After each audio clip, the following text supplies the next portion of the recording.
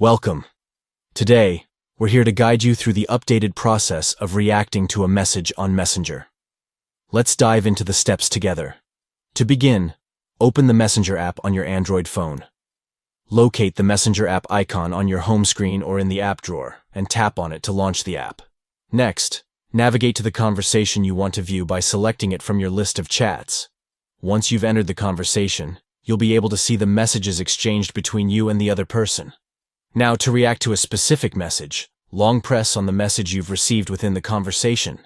This action will bring up a menu of options for interacting with the message.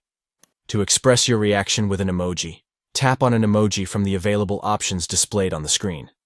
Choose the emoji that best represents your feelings or thoughts in response to the message. Once you've selected your desired emoji reaction, it will be sent to the sender in the conversation. This allows you to convey your emotions and engage with the message in a more expressive manner. By following these simple steps, you can easily react to messages on Messenger using emojis to enhance your communication and interactions with friends and family.